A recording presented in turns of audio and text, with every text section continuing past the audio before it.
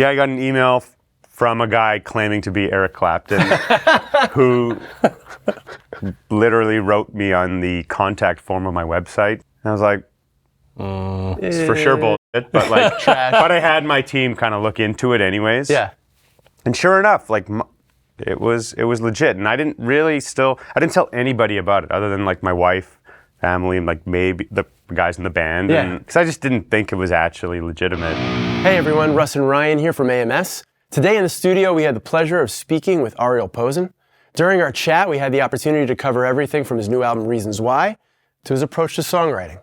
Hope you all enjoy. Ariel, thanks for joining for us today. My pleasure. We appreciate having you in the studio, and you're in the middle of your tour right now. Yes. So kicking things off, we'd like to kind of rewind just to maybe a few weeks ago, I think it was, the Clapton Crossroads Festival. Oh, yes. I think that the Crossroads, if you share the same affinity for the history of that, it's quite the prestigious event. So why don't you tell us a little bit about your experience there? Well, as you can imagine, it's pretty overwhelming. And it was a huge honor to be invited and to be a part of that, growing up watching those not documentaries, but DVDs. Yeah. Watching all those concerts. But like anything, once you get there, yeah, it's a little crazy, but it's also just like any other gig. And it's just like a festival. Right. It's still controlled chaos. How did it come about, though? I mean, was it just like one day you get like an email and all of a sudden it just springs up? Yeah, I got an email from a guy claiming to be Eric Clapton who literally wrote me on the contact form of my website. Uh-huh. And this was like a year and a half ago. And I was in the middle of a tour. I was at home for 2 days. And most of the time, I get a lot of emails where most of the time I'm just like, oh yeah, like I don't even read it because it's spam. Yeah. Something like this. It was like, hi. We'd love to invite Ariel to the Crossroads Festival next year at Madison Square Garden, which originally it was going to be there, I guess. Please let us know if you'd be interested or available. And I was like, it's for sure bullshit, but like, but I had my team kind of look into it anyways. Yeah.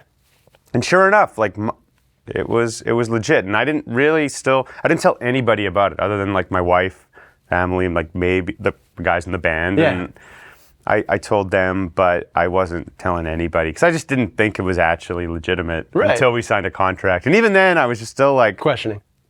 It wasn't until like the poster or the ad mat came out and we finally posted, and it was like, okay, I guess it is real. So that all whatever went down, and then got to the festival. It was just like any other festival. I mean, we played very short set. Most bands, even at a way higher level of fame, played a short set. And it was just a lot of fun. The gig was over like that, and that was fun and all, but it was more like the hang. Who were you in between, like sets-wise? It wasn't like this thing where like you're following up to like... We were between Judith Hill and Eric Gales. Wow. Very cool. He can't play. So it was fun. It was great. Yeah. Just the hang backstage was the best part. Just stories? like getting to see people that you know, and no specific stories really. Okay. Like you're not kicking yourself like, oh, I should have asked so-and-so, like, No. What's heroin like? There was nothing like that. It was just to be present in it. Yeah. And like to see, like I was saying, a bunch of friends I already know, make some new friends, just put a face to a name, connect with people, and just take it all in and watch, all these other great bands. Lots who I know, lots who I've seen, lots who I've never seen. I mean, it's like a long day of music. It's like 8 hours of music straight on a spinning stage where there's no breaks. And people are just sitting there in the arena for like 8.5 hours. I couldn't do that. No way. But was there a chance to collaborate with anyone, or do you like rub elbows on someone and say, hey, I'd love to have you play on something? I think there was a lot of that. I didn't, our set was so short, I didn't bother trying to invite anyone. Yeah. We were all invited to actually get up with ZZ Top on the first night, but it ran so late that they kind of axed it. They told everybody, it's not happening. You're like, all right, let me trim my beard then. Forget it. Yeah, exactly. So coming now into the middle of your tour right now with the U.S., you're coming off the new album release. With the new album release, we want to talk about a little bit, the kind of how that came to fruition, the different songs, the different tracking methods. What stood out to me with the new particular album that I really loved is, and it's not to say that anything was different from any of your previous albums per se, but the musicians. J.J. Johnson, he's been drumming for Mayer, I believe he's been with, Tedeschi Trucks, he's played. How did you kind of pick the band themselves that ended up being on the record? Now, JJ's also been on he's been on one of your previous albums Headway, as well. yeah. On Headway. Yeah, it's the same lineup as my last record. JJ and Julian, who's my bass player, and John, who you guys have met all today, my drummer, he plays all the perk and stuff on it as well. And then that's like the core group of people, and same keys player and... Producer-wise? Yep. Myself and my friend Murray co-produced all the records. Okay. So it was a lot of the same team. It was more so, half of the record was recorded in Montreal. I say half the record, what I mean is like we did basics like drums, bass, some acoustics in Montreal. We did basically everything else in Winnipeg, which is actually most of it. So all the keys, all the guitars, all the vocals, all the other kind of touch-ups. So it was, I normally do all records at the same studio in Winnipeg that I've done them all at. So it was fun to get out of there a bit. I still did like all the stuff I was just talking about at that studio, but just to go to some new places that I had become very fond of and just bring people that haven't worked there yet into a new environment. Just is always kind of fun. And sure. You can get a little too comfortable at certain places, which is a good thing because you really know what to expect and how it goes, and then sometimes it's the other side of literally being too comfortable. You're not feeling as... Doesn't push you as much? Yeah, you're not feeling as, motivated to try things because you know what the result can be, and it'll be good. It's not anything opposite of that. A little more safe? Yeah, in some way, it's just familiar, and sometimes cool ideas or approaches can come from being a little more uncomfortable and unsure. So it gets you out of your zone it's good a little for bit. that. Yeah, it was good for that. So going into Reasons Why, though, how much of the album was done or completed for the most part song-wise going into the studio? Because obviously there's a lot of artists that sometimes do a lot of the work in the studio. So they get there, they have basic structure, framework, and then all of a sudden they kind of let it go from there. Yeah, it was pretty much done. So I was writing for this record during the lockdown times, which was maybe my most creative time ever because I was just in a routine. I wasn't touring or traveling, and it just felt amazing to just be doing it every day. And I was able to collaborate with friends, and everyone else was home doing the same thing. So it felt like this really great creative time. So I had about 30 songs to choose from that I wrote, and I was sitting at around maybe 15 that I was like, I really like these ones. Yeah. And when I think that a song of mine has potential to maybe make it onto a record, I demo it. So, program drums, I'll play guitars, bass, whatever, sing it. Not spend too much time on it, but just it serves as a guide. Tracks Serves as a guide for when we really do it. And I did that for most of those songs. 5 of the songs I really loved, but I just kind of didn't see them fitting with the 10 that became the album. So those 5... Downtown EP? Yeah, exactly. Became the Downtown EP. And then when we got to the studio for the Reasons Why sessions, I had these demos basically ready to go. And the way I approach it is I always, whether I'm producing a record for somebody else or it's mine, the pre-production part is so important because things will always change when you're in the studio. Things will always evolve and you'll try stuff out. But as much work as you can do beforehand to at least have a starting point, it just saves a lot of time and it's more efficient. So I, sent everybody these demos, sent everybody charts, and I basically say here's what I want. Make your mark. But do it the right way. Do it good. I'm just programming drums. I'm just one take of everything. I'm not spending crazy amounts of time on a demo. Just giving them outlines. So, and then, arrangements are pretty much there, but things are always subject to change. This or that might change, but the majority of it is ready to go. So if you're co-producing with Murray, right? What do you find that, like, with Murray's influence and what Murray brings into that? Because Murray is also the individual who had done, like, Brothers Landreth records as well, right? Yeah. And I know Murray's a very talented guy. So does he kind of come in on any of the songwriting side? Is he strictly production? Do you find that he balances you out in certain areas where you tend to get wrapped up in this? Like, where does he kind of fit in there? We have written before on some songs, on some of the earlier records of mine. I don't know. He's an old friend and a guy we've all, like, looked up to when we were growing up. And, you know, could you really use any? I think a good producer is just somebody that is looking out for the entire project and, like, looking at the things that you might oversee or you might not be fully, you might have tunnel vision on something, but they'll see the bigger picture. Mm-hmm. And he's, you know, I just like having someone else specifically. There's no, like, this is wrong or that's right. It's like, how about this idea? It's like, that's great, but what about this too? And it's like, oh, I didn't think of that. And someone you could bounce things off of. Totally. Yeah. And he gets what I go for. He's seen my journey and growth as a solo artist, so he gets it, and he stays out of the way too. I'm not that I'm, you know, he chimes in when he feels he needs to chime in to something, but he gets it. Is the most important thing. So.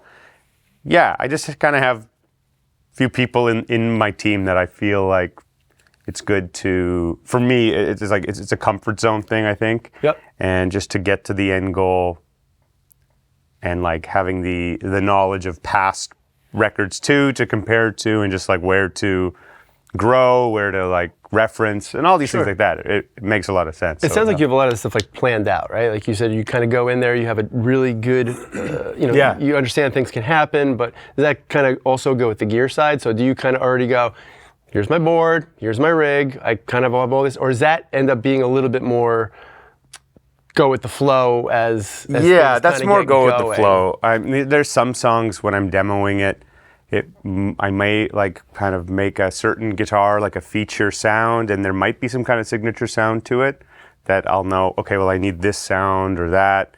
But I really try to save that kind of stuff for being in the studio for real. I don't like to get too attached to, like, even like a solo or something. Like, there's a lot of times if on the demo it feels good, like the solo, I will just play that. And rather than trying to find something new. And then there's other times where I really wasn't connected with the solo on one of the demos, and we spend some time to find something that feels like what it should be. Sure. But for the gear side, I just bring things that I know that I like to have in the arsenal, and that enough options where I can get all the different sounds that I want to get out, and then, oh, I wish we had this or that.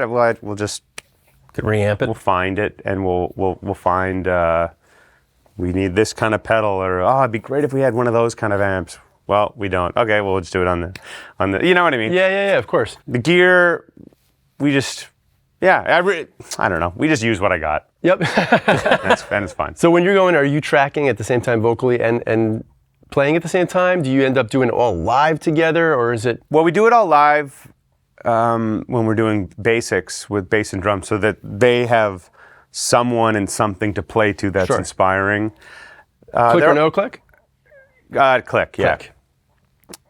And I always redo the vocal because, like, I'm sitting in a control room, there's bleed. It's just not, we're not. But sometimes there's some guitar bits that make it onto the real thing. The thing is that, like, when you're recording bass and drums, like, focus is not on guitar and vocal, you know, like, so we might be doing a nice setup on an amp, but, like, we wouldn't be doing as nice of a setup in terms of mics and using this compressor and this thing because they're being used on the drums. Like, it makes sense to overdub and redo them because we can put full attention to it then.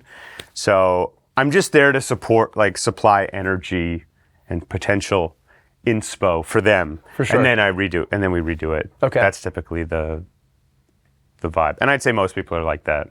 Yep. So from a production standpoint, once like take a song like I Wish That We Never Met. Yeah.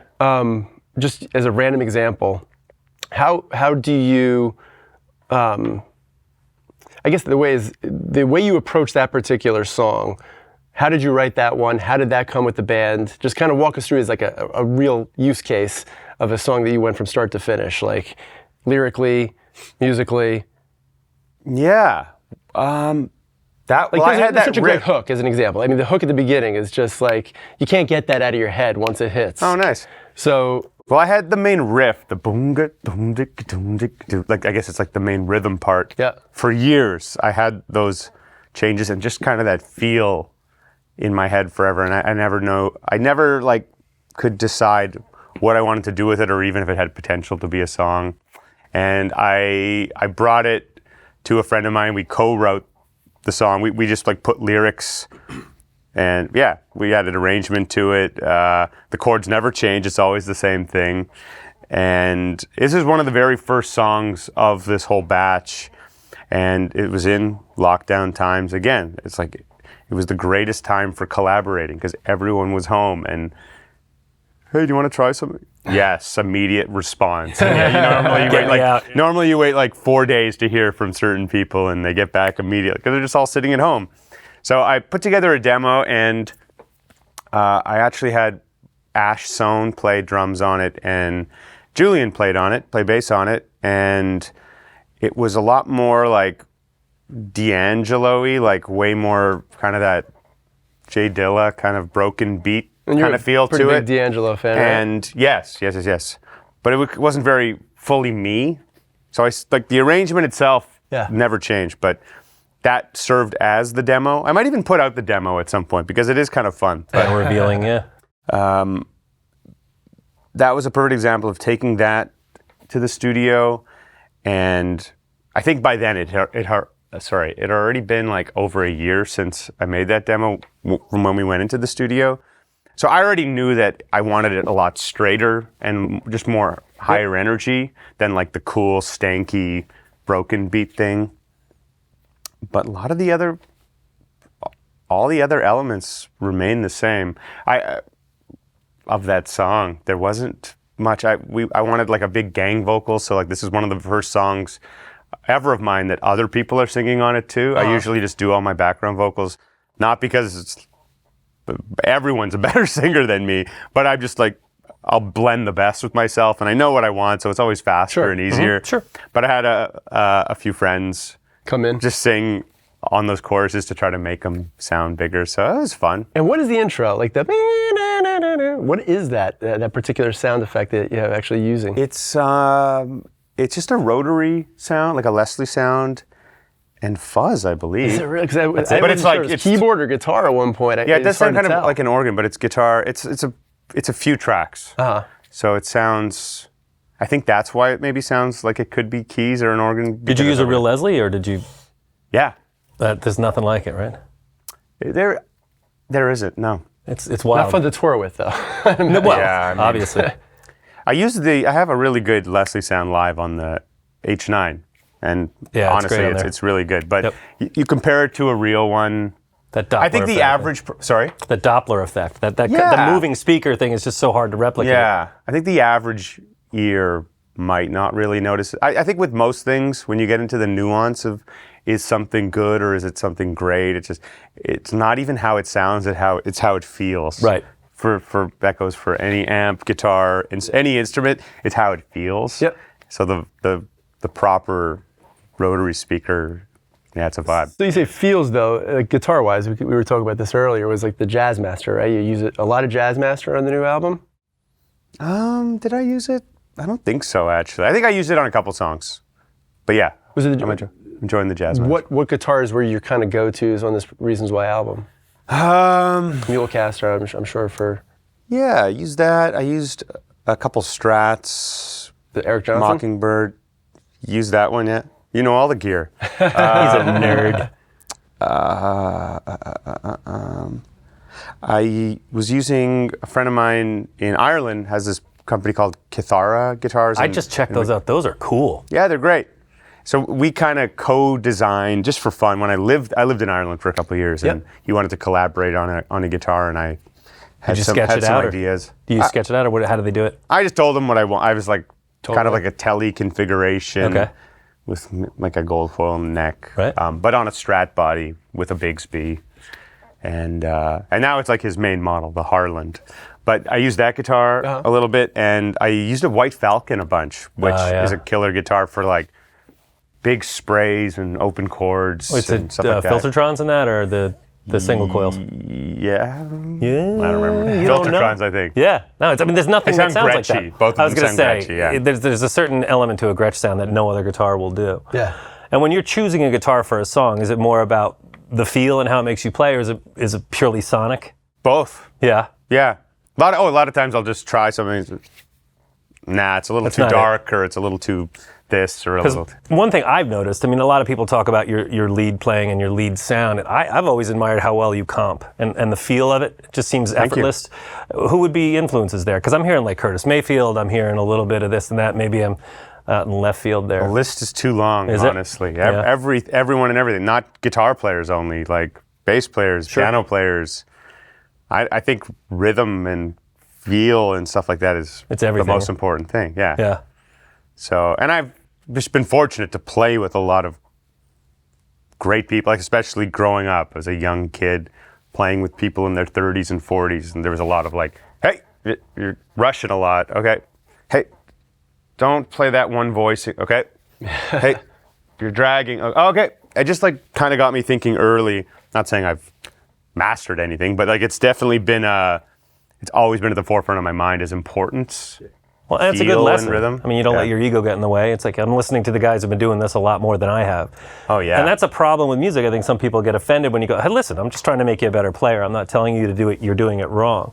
But when I hear you playing, when I watch you play and you go from slide to rhythm to lead, it just seems so effortless. I can't imagine how you have the guitar set up to do that. Because if I'm playing slide, I want it like 9 feet off the board.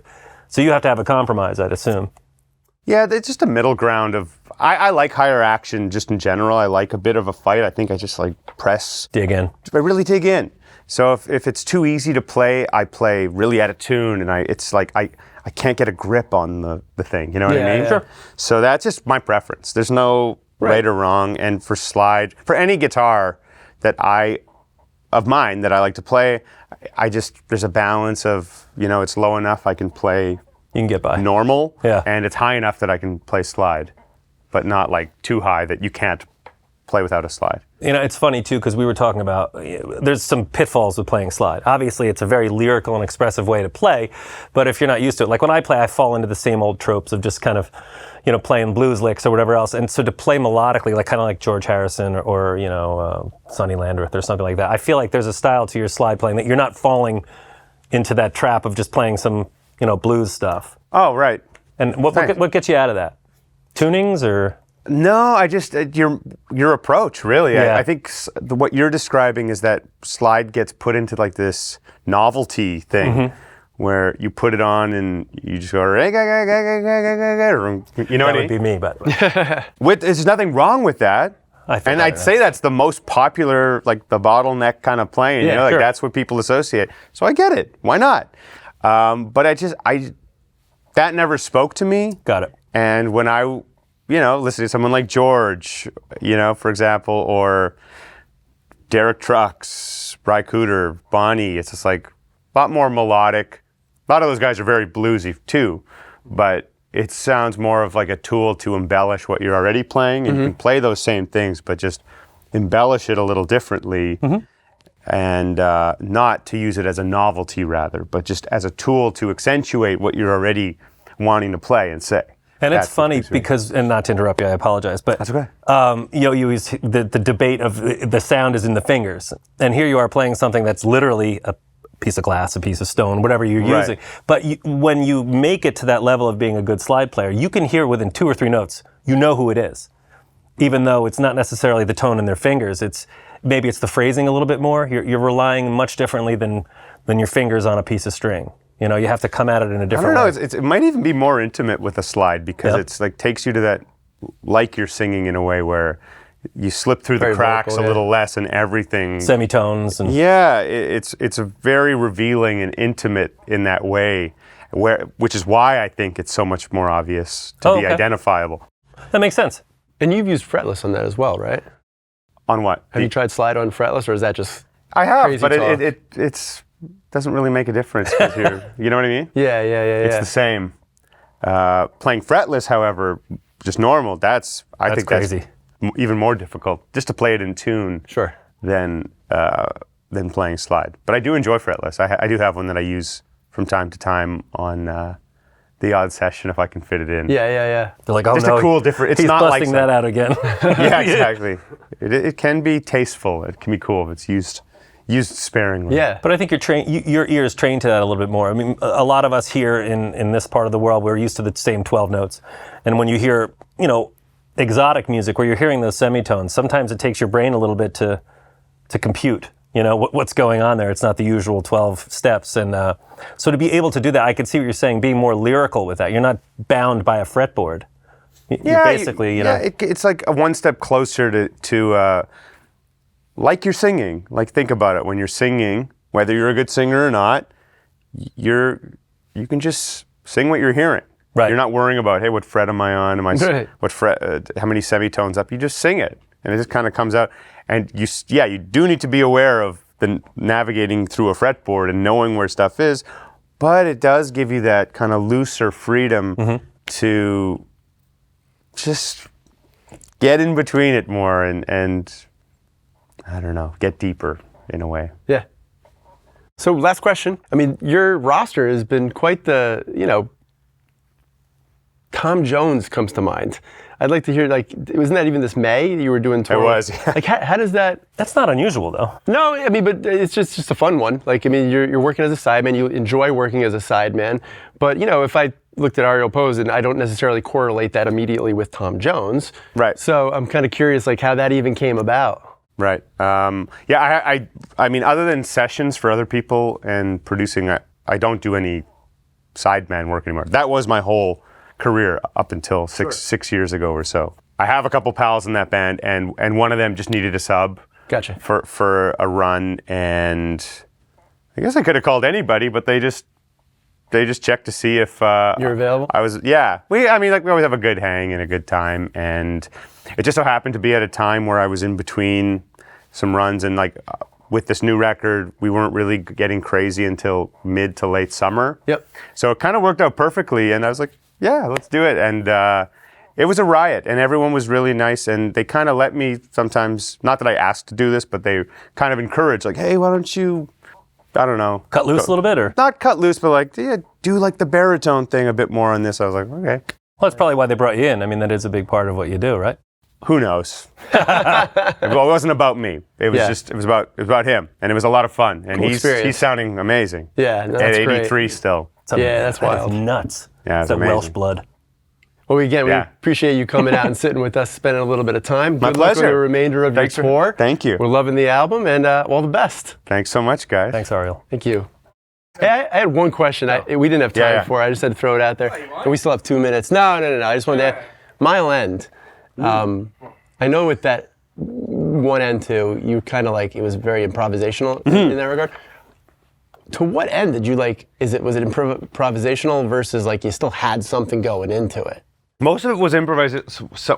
Couple of them would have been I've been sitting on a riff, a doodle, a riff or 2 or 3 chords. And then you expound on it or whatever. Yeah, it was all the expanding on any of those songs. Yeah. That was all improvised, and most of the ideas too. A lot of the ideas are just well, 3 that's or 4 chords. because if you're playing those and incorporating to those, you're in your touring set. I was just curious. No, I don't. You do, okay. That answers that because I was how can you just improvise this stuff, call it a song, and then say I'm going to play this song? See, I'm very delicate with calling it solo guitar music because it's they're just explorations almost more than a. Sure. They are they do have a beginning, a middle, and an end. Yeah. But I have a lot of friends that their job is they tour around playing solo guitar and it's really intricate Looping and stuff, yeah. Well, just like the Tommy Emmanuel thing or something, where it's very intricate kind of arrangements. To I feel it's not even fair to compare myself those songs. I love to those. something like I that. really love those albums, though. I think. But they're it was very improvisational. And was that more jazz? The Jazz Master? Yeah, it is on those. I did a solo tour in February this year, and my initial idea it was in conjunction with Mile End 2 coming out. So originally I was this is the chance to finally play some of these Mile End songs. Yeah. And as I started doing it, I was like, I don't really want it. I do like little hints of them. Sure. But I just played and sang the Like songs. call-outs. And it was Cool. great. But Very cool. yeah. Well, awesome. We really appreciate you coming out yeah, again. it's my man, pleasure. Making it happen. Thank you for watching. Please like and subscribe, and stay tuned for more product and artist videos like this. And be sure to head over to AmericanMusical.com to shop for all your audio gear needs.